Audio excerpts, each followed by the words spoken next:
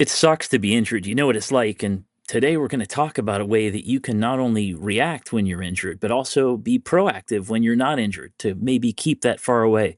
We've got a great guest named Chris Phillips. This is an awesome listen. This episode, Chris Phillips really walks us through his experiences in the professional and Olympic level sports and all of the cool stories that he has to share along the way in athletic training and sports performance.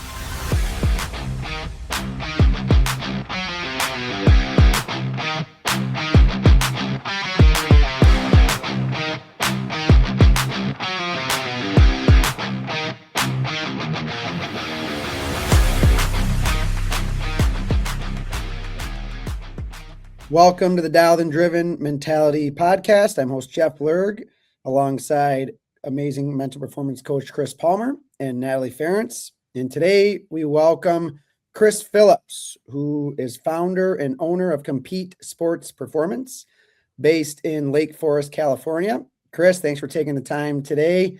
How's everything going today? Awesome. Another beautiful day in Southern California, probably about 75 degrees, no humidity. So after growing up in New York, man, it's the lifestyle out here. Oh, I bet. Yeah, we're jealous. You're carving the knife into the Michiganders back here with. Yeah, sorry about that. I'll get well, Chris. You hold the distinction of being both a certified athletic trainer and strength and conditioning specialist.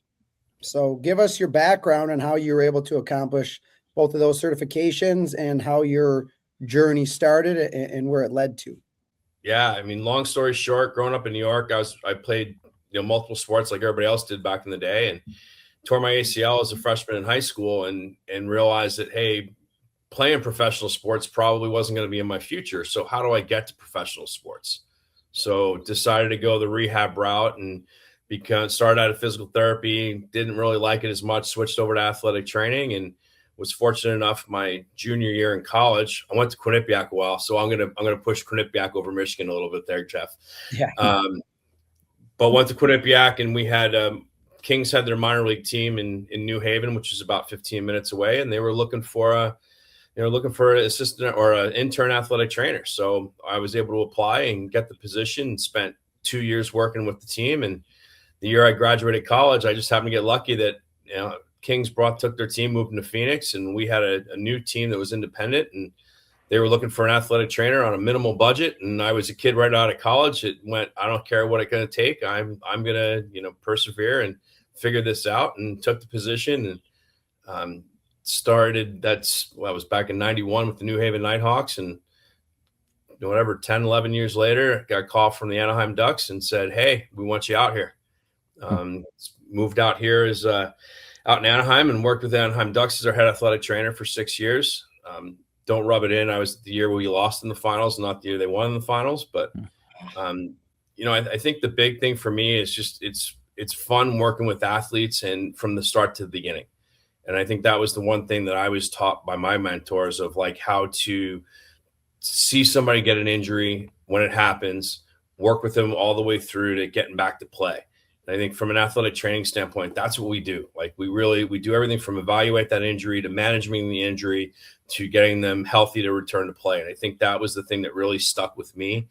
People did that for me, and like I wanted to do that for others. And I was just fortunate enough to be able to get all the way to the NHL level. And then 2009, and at some point, like in pro sports, it's time to walk away, and walked away and opened up Compete in 2009. And we offer sports performance training and injury rehab here. And a lot of that part is really just helping kids get to where they want. And my whole goal was everything that we were doing, and we were offering services at the pro level, I wanted to offer that at the youth level. So like you talked earlier about your hockey camps, like we deal with other hockey camps and goalie camps in different sports, and trying to help those kids get to where they want to be. And for me, it's not my job to tell you where you want to be. It's my job to help you get there. So whether or not you want to play in the NHL, or you want to be the best AYSO soccer player that just wants to be healthy and happy, like my job is to help you get there. And I think that's kind of the real key to, our success and me being able to like just really enjoy this profession. Gosh, I love that line. It's not my job to tell you where you want to get to. It's my job to help you get there. I think we can all echo that. Beautiful. Beautifully said. Yeah, no, that is such a ride. And obviously, your experience speaks for yourself. I mean, you've been on so many stages with professional sports, but I really want to tap into your athletic training role. And sometimes, not me, but people think athletic trainer and they just think taping, icing, and then just rehab exercises that many athletes don't really want to do. So I just kind of want to ask you, like, what do you think like people don't understand about the role that you play in an athlete's life? And I can't thank you enough for asking that question, Natalie, because that's the big thing that we're trying to push, and I'm really trying to push is educate the community about what an athletic trainer is, because so many people still think we're the 24-hour fitness trainer. Unfortunately. Yeah, it is what it is, and you guys being involved in collegiate sports, and now I'm sure with working with professional athletes as well, it's like our job is to really keep an athlete healthy throughout a year, right? And the big thing is sometimes that includes prevention work, sometimes it includes evaluations, sometimes of an injury, or even like now, like especially like we've added in all these movement assessments and force plate assessments where we can start to pick out problems or asymmetries early before they become a problem. And I think from an athletic trainer standpoint, yeah, a lot of what you see is, taping somebody up, giving them an ice bag, handing them a water bottle, but you miss the behind the scenes of like all the initial evaluations to look and go, hey, Natalie is a goalie.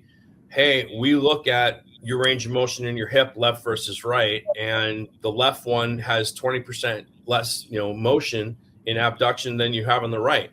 Well, Natalie, anything going on? Well, yeah, I did kind of hurt my groin like a few months ago, but it's fine now. Well, no, it's not fine because look at the asymmetries we have. Hey, let's work on fixing that so it doesn't become an injury again down the road. And then again, from an athletic training standpoint, it's seeing them from that initial evaluation, that initial injury when somebody calls and goes, hey, I hurt my knee in the game last night. Okay, let's evaluate it. Then let's treat it. And then let's work on getting them back into play. And there's step by step. And I think that's another big thing we've been talking about in our community lately is not being cleared to play coming back from an injury, but being prepared to return to play. Right. And there's a big difference because there's, you get an athlete, we see a lot of ACLs here, and especially in soccer players. And one of them is when they get cleared, they feel like, oh, I can go play, in a tournament this weekend and play 5 games in 3 days. We haven't played a game in 10 months. Right. So like it's also learning on, hey, how do we progress them through practice? How do we progress them through games? They're not going to go back and play a full 90-minute game. Right. Or even as you're going back into a hockey game, right? The goalie's a little bit different. I can't limit their positioning, but I may have to limit how much practice time they get, and then have to expand on that practice time, and then try to get them into more of a scrimmage time to start to mimic those so we don't get re-injured. And I think it is hard sometimes. Some athletes are very, very motivated to try and get back really quickly. Some don't mind the process. Some are going, I know having to go through some of these rehab exercises or some of this pain or some of these limitations stinks, but at the same point in time, I trust you, and this is what I need to do to get back, and that's my number one goal, to get back. Some, especially on the preventative side, well, that's a little extra work. I don't want to have to do that. And unfortunately, those are the ones that end up getting hurt. Yeah. No, very, very good story. I mean, it's funny, you kind of read right into me. I had hip issues and I was with my athletic trainer a lot, and I built such a good relationship with my athletic trainers throughout my collegiate career, just helping me preventative, injury, literally everything that you named. So that was awesome. Thank you. Yeah. And again, I think that part of that too, and it kind of rolls into, and this is one thing that maybe we talk about at a later date, but one of the things that's important to me is when we have the major injuries, the ACLs, we see a lot of shoulder labral tears in athletes, especially hockey players, is that mental side of it. And how do you, like you even mentioned it, like how do you get through that? And like as an athletic trainer, like you almost have to have a psychology degree to help these athletes get through. And to me, it's important, especially with the long-term injuries where, these kids are going to miss 4, 6, 9 months. They're going to miss a full season. Is how do they need the help from the mental side of, hey, how do you stay positive? How do you grind through? How do you prepare yourself to get back, or prepare yourself to go, hey, I'm not going to play the rest of this season. And it's hard on the kids, and it's hard on the pros, and I think that's one thing, like, and it drew me to you guys as well, of like, hey, we need to do this a little bit more of, and involve this side, the mental side of it, because it is hard for these kids mentally, because especially nowadays where sports are 24/7, 365 a year. And now you take that out of them and you take that away from them, and it's hard on them. Yeah. Chris, I love that you're talking about being proactive. I would never, ever think of your business as proactive. I'd think about you guys fixing things all the time. So the proactive thing's amazing. You talked about the whole idea of asymmetry. I mean, you can really catch something before it's a problem. It's interesting. How many people come to you proactively? There's a ton of like, I hit my head on something and now I need Chris, right? Yeah. I mean, right now, throughout the year, we're about 50% sports performance training, 50% injury rehab. So it's kind of hard to look at it. But I mean, we do get a fair amount of parents that call and go, look, my kid is a hockey player. And actually, I got one goalie right now. And the dad called me going, look, here's the deal. He works with 2 different goalie coaches, and his like actual hockey coach is a goalie as well. And they all have these injuries that like hamper them. He's like, they're 30 years old. Like, they're not old enough that they should be walking or limping around going, my hip hurts, my knee hurts, this hurts. He goes, I just want my kid to be healthy. I want my kid to be a healthy 30-year-old. I'd love for him to play in the NHL, but let's be honest, the chances are minimal. I just want him to be a healthy kid and a healthy adult. So you do get a fair, and I think you're seeing it more and more, amount of parents that go, I don't want my kid just to come in for performance training. I want my kid to come in to help to stay healthy so they can play and be happy. That's great. Wait, would you mind telling me, a lot of our guys, they feel like they don't want to do this or that because, maybe they're embarrassed to do whatever things. And I'm really curious of the mentality you see, because you've worked with everybody. You've worked with little kids with a dream all the way up to big kids with, gold medals in the Olympics and things like that. So in the course of your career, what would you say is the difference in mentality, if there is one, between somebody at the high end versus somebody at the low end in terms of going through the whole physical therapy thing? Do you see any trends that are different as to how they treat it or their attitude toward it compared to maybe somebody on the amateur side? Yeah, 100% difference. I don't want to break them into the amateur versus the pro, because there's a lot of amateurs that put in all the effort and do everything possible. It's just not in their cards to become a pro athlete. Like, it's just unfortunate because it's such a small percentage. But I think the things that I notice is, we have even later today at 9:00, I got a group of pro and college hockey players coming in. They start at 9:00. They'll be here at 8:30 and they'll warm up for the warm up. So they prepare themselves ahead of time. I've got some other kids that'll they'll pop in at 9:01 and be like, oh, hey, I'm here. And it's interesting now, especially like, now that you're going into the summer, you have a lot of kids that are preparing to go off for college for their first year, and they'll just kind of mosey in at 9:05, and we've already started. And I used to get really upset and just and give it to them and yell at them.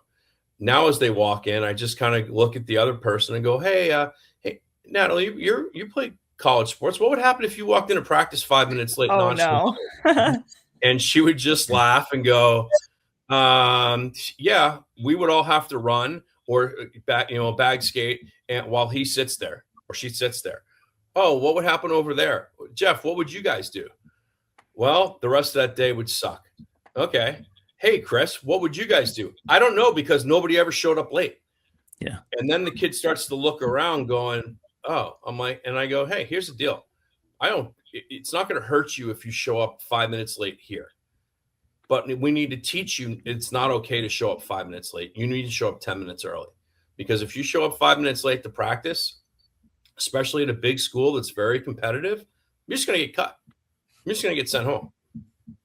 So it's trying to also teach some of these kids like the importance of preparation and the importance of like doing what it takes to get to that next level. And I always, like, one of my quotes I kind of like to use a lot is like, it's not easy being good.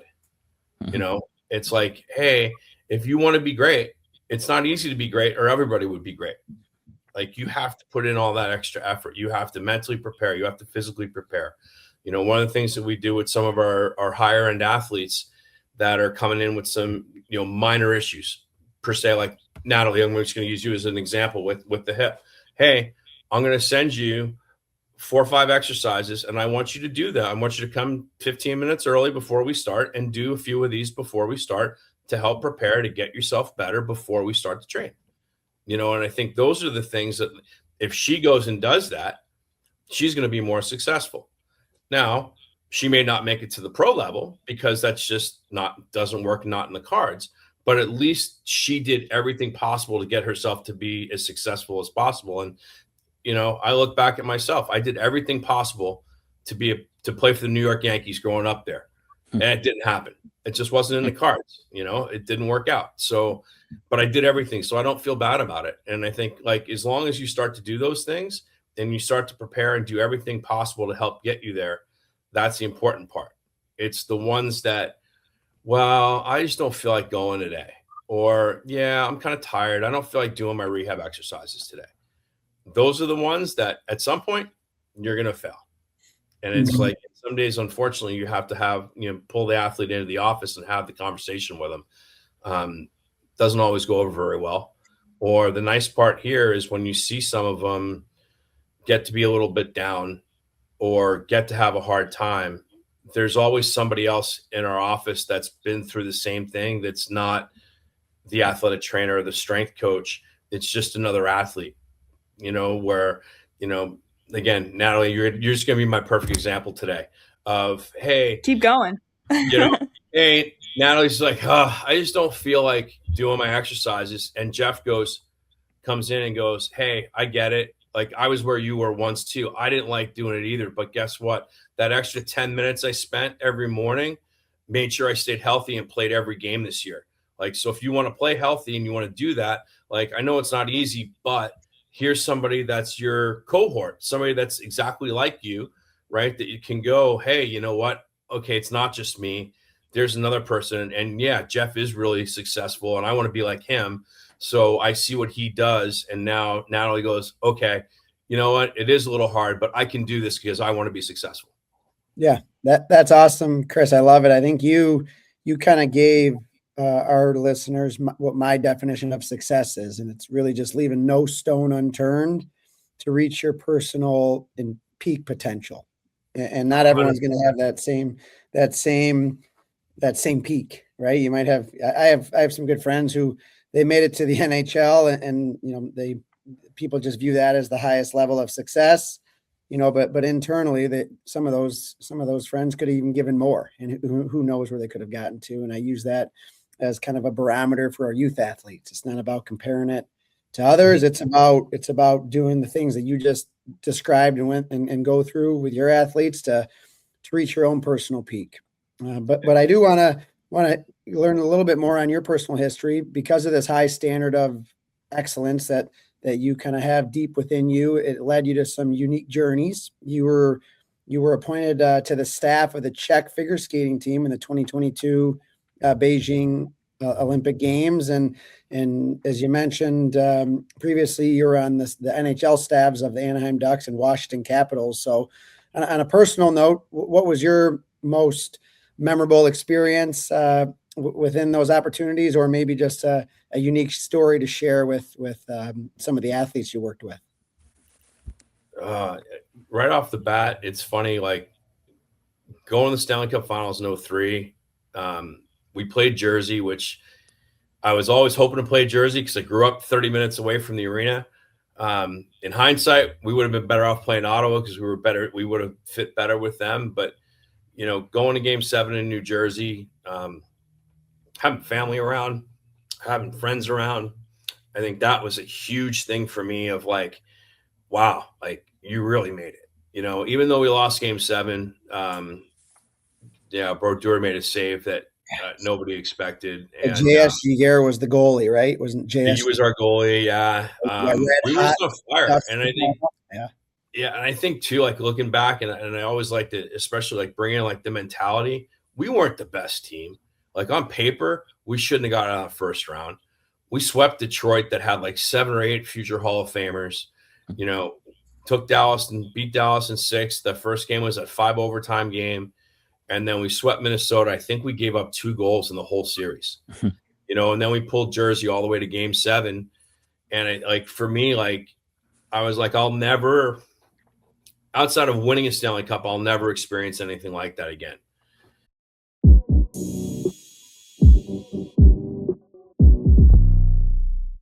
And now a message from our sponsor. Let's be real. Talent isn't your problem. Your mindset is. Most athletes break under pressure, can't stay consistent, and keep getting the same average results because their mindset was never built. This is Jeff Lerg, host of this podcast, and that's the reason we created the Dialed and Driven Success Formula. It's a 14-week mental performance system that builds real confidence, discipline, and habits that actually show up when it matters. Our results have shown that every athlete that has gone through our program has reported improvement in their mindset and consistency. No excuses, no wasted time, just systems that get results in 20 minutes a week.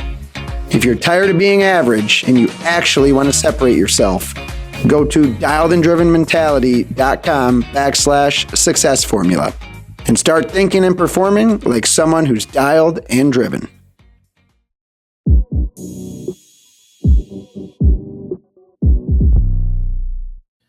Fast forward to 2022 and walking in with the Czech Olympic team into the stadium in opening ceremonies was one of those, oh my God moments. Like, okay, this may not be number 1, but it's a damn close number 2. And it was one of those things I don't think I was expecting. It was a goal of mine was, coming out of college, my goals were win a Stanley Cup and get to the Olympics. And lost game 7 in the Stanley Cup, but I still got the Olympics. I was thinking hockey in the Olympics instead of figure skating, but it was just a great experience. And I think it was one of those things that, I kind of got lucky with the figure skating, where I got a call from US Figure Skating to come in and help out and do something. And next thing you know, one thing led to another. And all of a sudden, I think we had 7 or 8 figure skaters that we worked with in the 2022 Olympics. I think most of them with US, and then one of our athletes was with Czech Republic, and it was his 4th Olympics. And they didn't bring any injury rehab. They didn't bring an athletic trainer. They didn't bring what they call physio. They didn't bring anybody like that. And he's like, dude, I'm 30-something years old. Like, I need help to get through this. Mm-hmm. So, Czech Figure Skating was willing to take it on and invite me, and it was a great experience. I mean, it was long. I mean, I was gone for 30 days. Wow. Between flying to Czech for 5-6 days just to do some preliminary stuff, and then you fly over to China, or we had 4 different disciplines. So of course, none of them are all at the same time. It's one after the other. So you're going, pretty much straight of about maybe 7 to 10 days of training, and then 2 weeks of competition between singles, pairs, and dance. And then, you basically finish up, hop on a plane, fly from China to Czech to US, and then back to work the next day.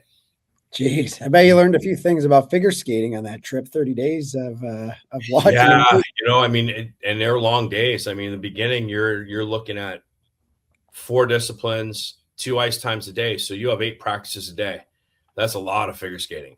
So yeah, you learn a lot. But I mean, we had, I had worked with Nathan Chen a bunch, and he had the same practice time as Michael Brzezina, who was our Czech figure skater. So getting to see him and getting to see Michael, who was a 4-time Olympian, and some of the other people that we'd work with, and spending some times with Coach Raff, who's one of the best, figure skating coaches in the world, and being around him every day, like it taught you a lot, not only about figure skating, but performance and rehab and injury prevention and what it takes to be at the highest level. Everything had our positions. We knew exactly what we were going to do every single day. We had everything planned out, and it actually, and especially a lot of the figure skating athletes, I didn't know until literally like the day I got there. So it was doing a lot of background work via email in the beginning, and then starting to plan when we got there. And then, every day is going to be a little different. It's just like, in the NHL, you go, okay, hey, today's going to be great. And sorry, Natalie, I'm going to use you again. Natalie comes in and goes, oh, hey, my groin's really sore from yesterday, and we have a game tonight. And I go, uh-oh, okay, now what are we going to do? You know, and I've that's done that before to uh, my athletic trainers. Wrap yeah, it up, wrap it really up like that tight. too. Yeah. Well, yeah, you had this amazing journey, college kid, and kind of volunteering for whatever gig you could get in the hockey world. Led you to the NHL, led you to the Olympics, and then obviously with all that knowledge and experience, you ended up writing a book. It's called "Built to Go the Distance." So, give us the punchline. What does it take to go the distance? What is this book about, and how can it help the youth athletes and their families? I think the one big thing right off the bat is we see everything on social media. We see what everybody's doing. And I think when we got to dummy it down and we got to back off. And I look back at one of our professional athletes that I was working with in a pro soccer setting, and their strength coach had her doing all these different things and she couldn't handle it. And he's like, she's an Olympian. She's a professional athlete. She should be able to handle this. And I'm like, I know, I agree with you, but she can't. So we have to back off and start with the simple things. You know, again, going back to Natalie, like if she's got an asymmetry and she has less range of motion on one side versus the other, we need to work on that range of motion. Is that something simple and easy? Yeah, it is simple. Does she want to do something more complex because she's an elite high-level athlete? 100%. But if we don't do the simple things well, we're not going to be able to do the more complex things. And I think that's one of there's two real bases of the book, but one of them is being able to do the simple things well, right? And I look at like you, especially when you start dealing with the youth hockey athletes, right? As a hockey coach and a skating coach, they need them to get nice and low, need to get their knee over their toe. They want them, thighs almost parallel to the ground. Well, if a kid doesn't have the ankle mobility to get his knee over his toe, he's never going to get there. If the kid can't do a single leg squat and get in that position and hold that position for a few seconds, how do you expect them to do that on the ice? But yet those kids are probably all squatting and cleaning on two legs. They're all doing these funky exercises, which could be good or bad, but they can't do the simple things. And if we don't get the simple things done well, we can't get to the higher level things. And that's where, like, even our guys that are coming in now, we spend the first week or two only doing mobility. We barely touch a weight, right? Because these kids, whether it's a high school hockey player that just spent 6 months and played 30 games, or a junior hockey player that just spent the last 7-8 months and played 60 games, or one of our professional athletes who just spent 9 months and played 80 games, they're all getting broken down throughout the year, right? They're all the effort and everything they've been doing makes their body tired. It makes things tight. They lose certain mobility. And unless we gain that back, we can't help prepare them moving forward, right? So all of our guys come back and go through it. And it's amazing because these guys will come in and at most will touch a 10-pound weight in the first week. And the next day they come in, I'm like, hey, how you feeling? Like, because we just did mobility yesterday. My legs are killing me. Like, we didn't do anything. And they're like, I know. Does it make sense why we do mobility to start? Yeah, it does. So it's getting them back to a baseline again. And then as you look at the other big portion of the book is like the real path to athletic performance and longevity, right? As we look at longevity, we might look at, like, for us, Jonathan Blum is a first-round draft pick from Nashville. He's now played over 1,000 games. He's 36, 37 years old, right? We look at him as longevity. Or maybe we look at, trying to think an NHL guy that's really old right now. But, we look at another player. Ovi, perfect. I had Ovi as an 18-year-old, right? So, right? Or 19-year-old, sorry. So Ovi, who's pushing 40, right? And you look at, wow, look how long he's played. Or you look at LeBron James, look how long he's played, right? But when we stop and don't think, right, Jeff, when do a lot of kids start playing year-round hockey? Too early, but right. Yeah, what age? I mean, once they hit 10, people feel like it's their job, and they're trying to play year-round hockey. Sometimes it's even sooner than that. So we look at that at 10, right? So 8 years to graduate high school. Let's say they play 2 more years junior before they go off to college. they have to play for 10 years before they just get to college. So now we have to look at that as longevity, right? If you don't have longevity, you're not going to make it past 16s, right? That longevity. And a lot of these kids now, like out here, a lot of these kids are starting at 8 years old. Like they're playing club at 8. And it blows my mind because there's like 8, U, B, B, B2, whatever. And like, but that's just the way it is. So when you look at longevity, to me, longevity isn't Ovi, who's 41. I mean, it is, but there's only one Ovi and there'll never be another one, right? But how many kids start at 8, 9, 10 years old in any sport that you're looking at 8 to 10 years of playing year round before they even get to college, right? So for me, it's that longevity just to get to college, right? So the parents have to start to look at the fact of, hey, I need them to be healthy throughout their career, because guess what? If you have a kid that gets injured and misses his 16 AAA year, he's in trouble. Like there's no other way around it. That kid's in trouble, right? Because he loses that year of growth to get better, but he also loses a year where there's a lot of people looking at him, whether it's a junior coach, a college coach, he starts to lose that. And I think that's the importance of, like, for me in the book, is learn how to be successful and healthy over a long period of time, right?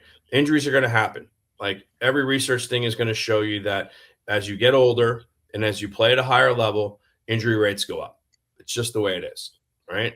But there's things we can do to help prevent, right? And I think that's the part that for me is so important, is to start to do the things to help you be successful.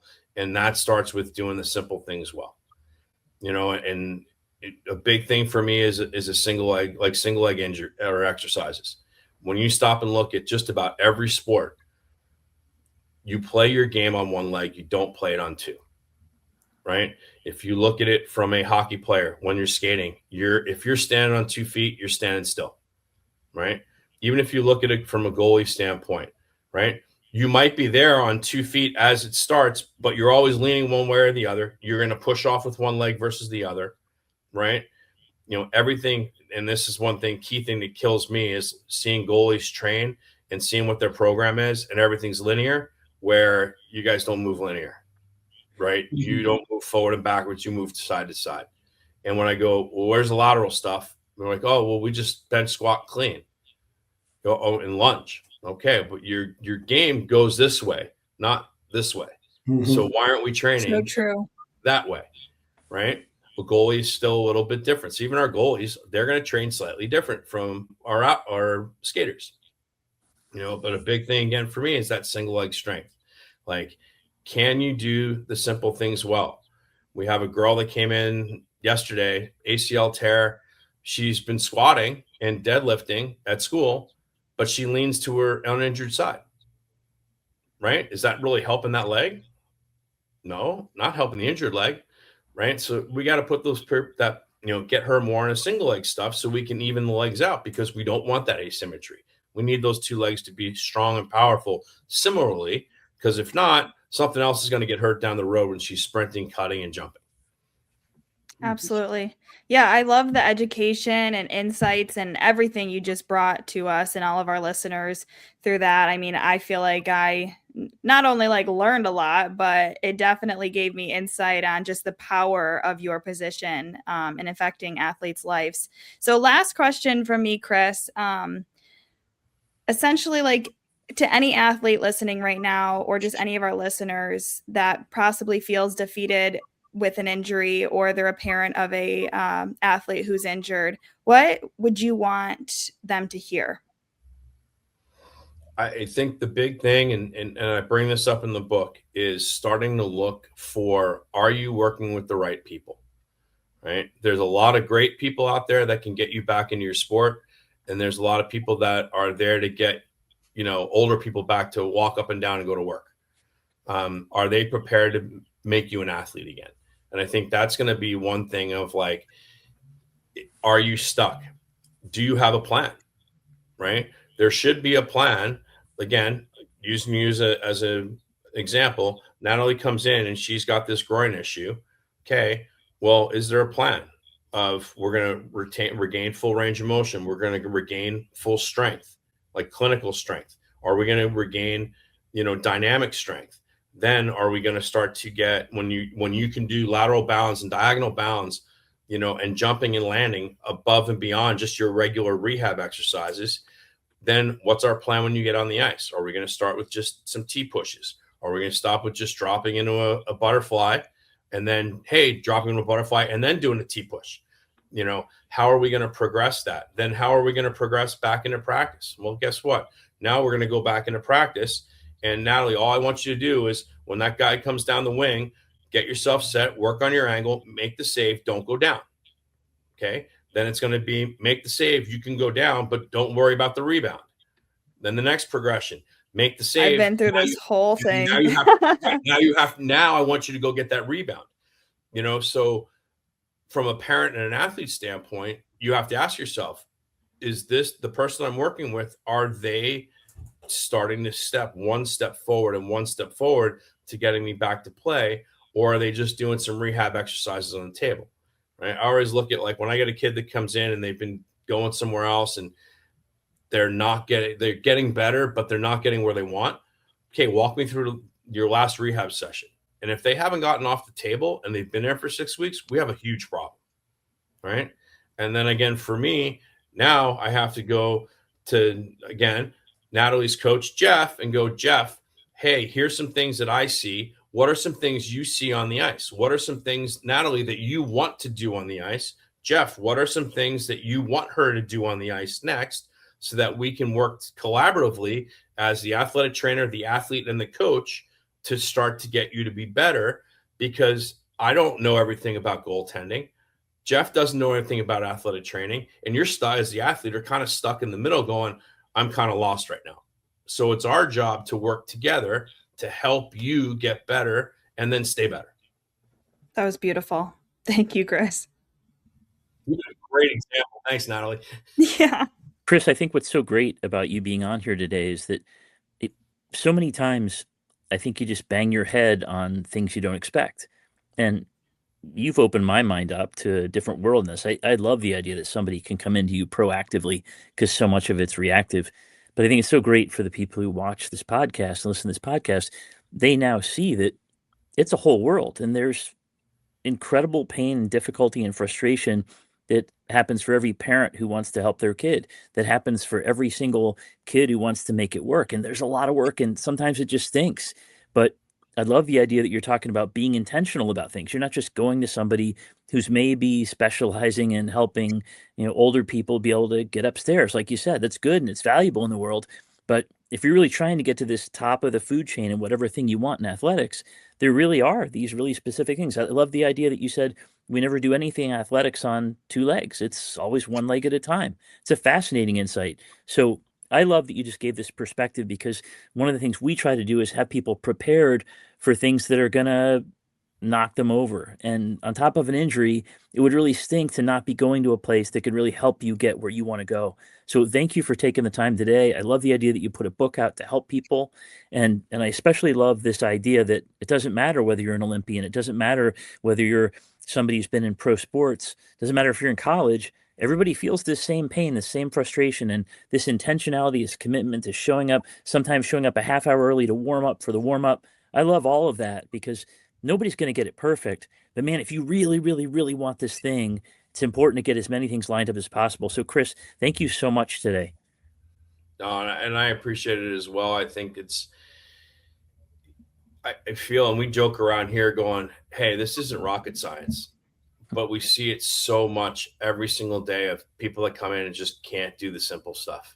And I think that's if there's one thing everybody, the listeners can take away today, is make sure you do the simple things well and make sure you're prepared. Because if you don't, we work with a ton of figure skaters, and so many of them can't even do a single leg squat, but yet they're expected to, squat down and jump in the air and twist 3 times and then land. But they can't do the simple things off the ice. And it's like, until you can start to do some of the simple things first, you're not going to get to that next level. And I think that's the key takeaways for me is making sure that you're doing the right things. It's one thing that I nail in the book of like red flags, green flags. Like, hey, mom and dad, when you're taking your 15-year-old in, what should you be looking for?